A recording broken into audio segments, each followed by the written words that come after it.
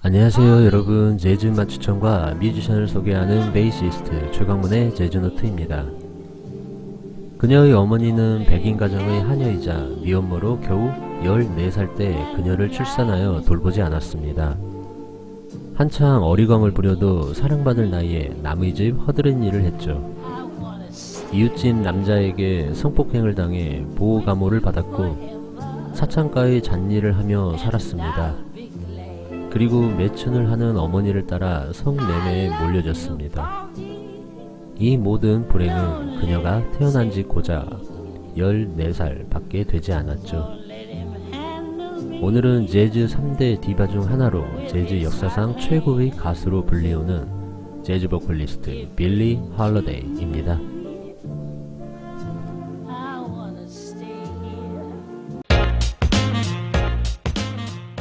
빌리 할러데이의 노래는 가슴으로 들어야 한다는 말이 있습니다.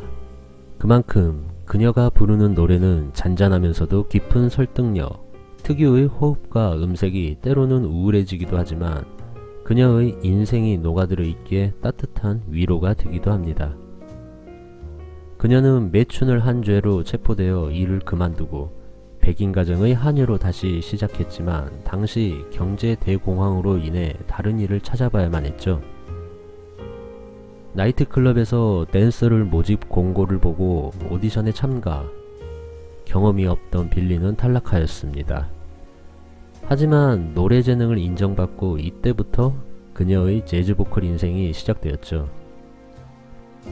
빌리 할러데이의 재능은 금방 소문이 퍼졌고 당시 음반 프로듀서이자 클라리넷 연주자 베니 굿맨의 처남 존 하몬드가 그녀를 발굴해내면서 이름을 알리기 시작합니다.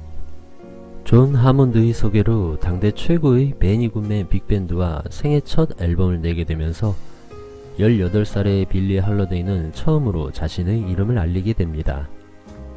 1936년에는 그녀의 첫 리더자 빌리 할러데이 스토리를 발표하며 3대 디바 중 한 명으로 자리매김하였죠.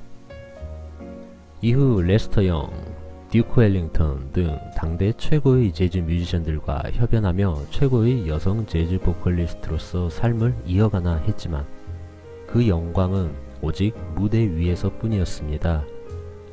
무대에서 노래를 할 때는 최고의 디바이지만 내려오는 순간 한낱 흑인에 지나지 않았던 그녀는 밴드 멤버들과 함께 식사할 수도 없었고 같은 숙소에서 묵을 수 없었으며 화장실도 아주 멀리 떨어져 있는 흑인 전용 화장실을 사용해야 했죠. 무대 위에서는 화려한 가수였지만 흑인이라는 이유로 끌어내릴 위험이 있었기에 항상 백인 보컬도 함께 대동했습니다. 그녀는 최고의 디바로서 자존감이 커질수록 이런 인종차별의 상처는 더욱 커졌으며 결국 헤로인에 빠져 아픔을 달래기 시작했죠. 그리고 그녀의 아버지는 폐렴으로 죽었습니다. 제대로 된 치료만 받았어도 죽지 않을 수 있었지만 병원은 흑인을 받아주지 않았으며 2년 뒤 빌리 할러데이 하면 생각나는 그 곡이죠. 바로 Strange Fruit, 이상한 열매를 발표합니다. 이 곡의 가사는 루이스 앨런의 시로 백인 군중들에 의해 교수형 당한 흑백 사진에 충격을 받고 쓴 시였습니다. 미국 남부 KKK단이 흑인들을 나무에 매달아 피를 흘리는 흑인의 몸을 비유한 것이었죠.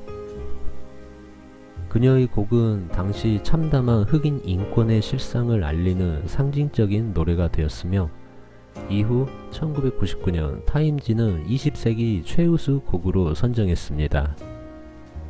또한 스트레인지 프루트는 니나 시몬 등 여러 가수들을 통해 불러졌으며 빌리 할러데이의 숙명이자 자신의 비참하고 고통스러운 삶에 굴하지 않는다는 듯이 그녀는 노래했다고 합니다. 그녀는 1940년대 절정기를 지나고 그 후 많은 녹음을 했습니다. 하지만 1959년 거의 평생을 헤로인과 알코올 중독에 시달리다 강경변으로 44살의 짧은 생을 마감합니다. 사후 사람들은 이렇게 말했습니다. 빌리 헐러데이가 죽고 나서야 진짜 행복을 찾았다. 빌리 헐러데이는 엘라 피츠제럴드나 사라 봄보다 가창력 및 기교가 뛰어났던 건 아닙니다.